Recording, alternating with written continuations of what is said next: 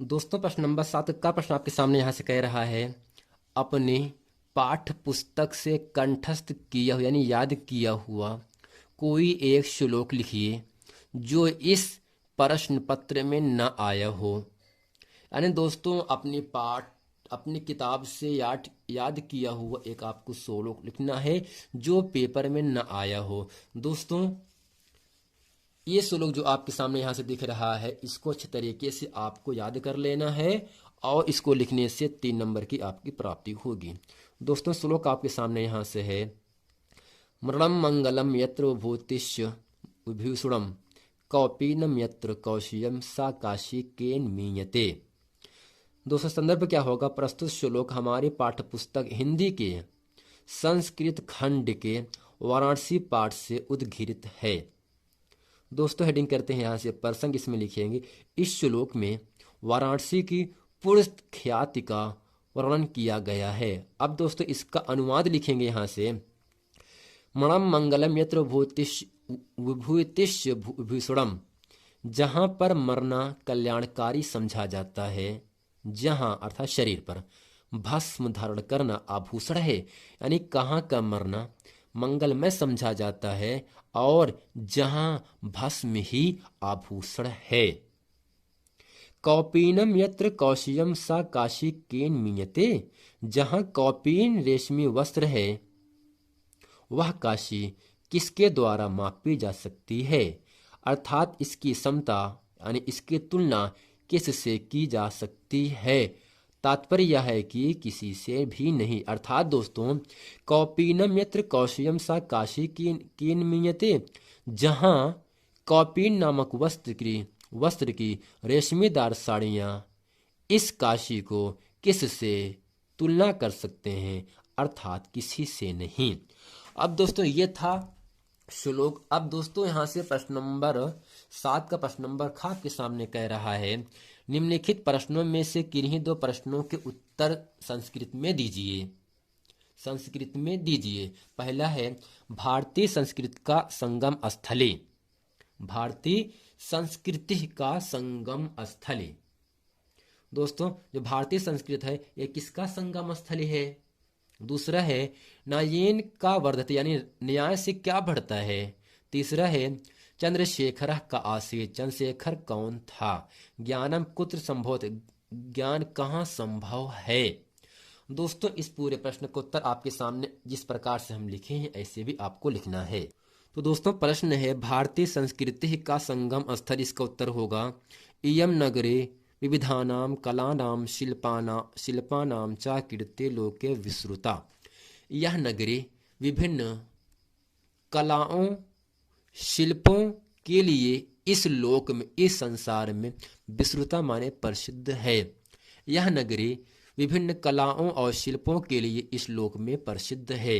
दूसरा है, न्यायेन का वर्धते, न्याय से क्या बढ़ता है। दोस्तों न्यायेन राज्यम वर्धते, न्याय से क्या बढ़ता है दोस्तों, राज्य बढ़ता है। तीसरा है, चंद्रशेखर कह आसे, चंद्रशेखर कौन था।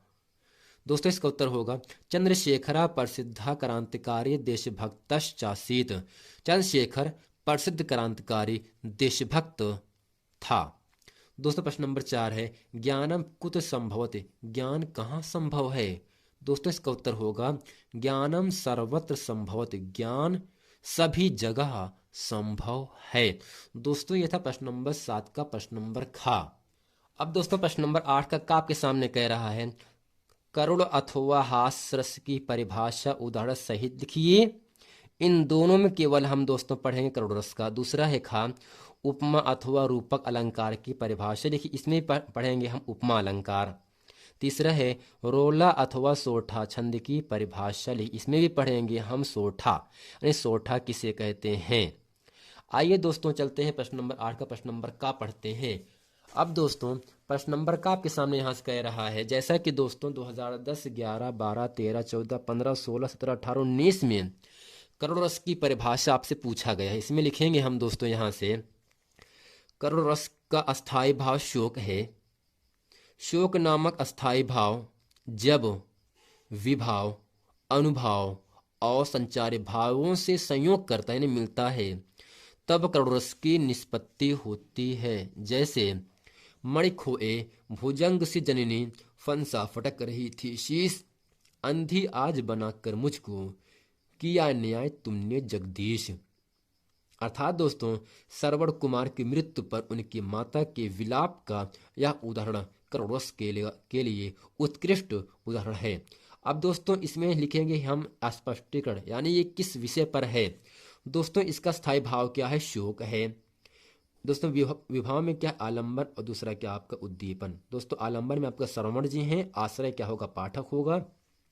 उद्दीपन क्या है दोस्तों, दशरथ की उपस्थिति, यानी दशरथ जी को देखकर उनकी माता जी विलाप कर रही हैं। दोस्तों अब यहाँ से है अनुभाव। अनुभाव क्या होगा, यानी किसको करने से विलाप हो रहा है, सिर पटकने से, प्रलाप करना आदि। संचारी भाव दोस्तों है क्या, स्मृति है, यानी याद करने से उनको, किसको, श्रवण जी को। स्मृति है, विषाद आदि है। दोस्तों ये था करोड़रस का परिभाषा और इसका स्पष्टीकरण। अब दोस्तों प्रश्न नंबर अगला है खा है, उपमा अथवा रूपक अलंकार की परिभाषा उदाहरण सहित लिखिए। ये जो प्रश्न है दोस्तों सब 2-2 नंबर के प्रश्न आपसे पूछे जाएंगे।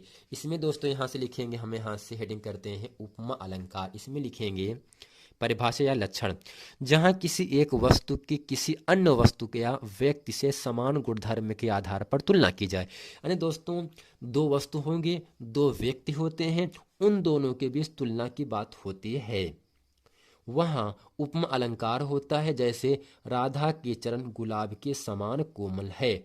दोस्तों यहाँ से जो राधा का चरण, यानी जो पैर है राधा का, उसकी तुलना किससे किया गया, समान कोमल से किया गया है ना। तो दोस्तों यहाँ राधा के चरण की तुलना या समानता गुलाब से दिखाई गई है, इसलिए यहाँ उपमा अलंकार है। उपमा अलंकार के निम्नलिखित 4 अंग होते हैं।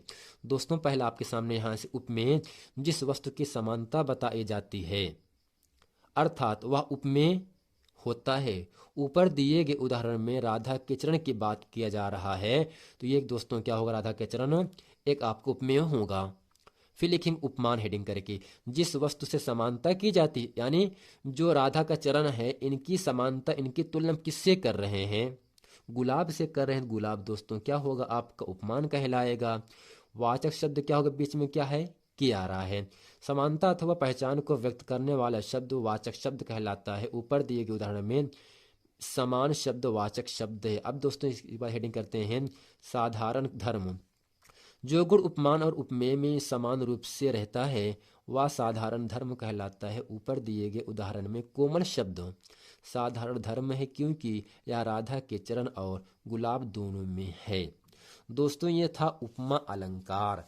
अब यहाँ से है प्रश्न नंबर ग है, रोला अथवा सोठा छंद की परिभाषा तथा उसका उदाहरण देखिए।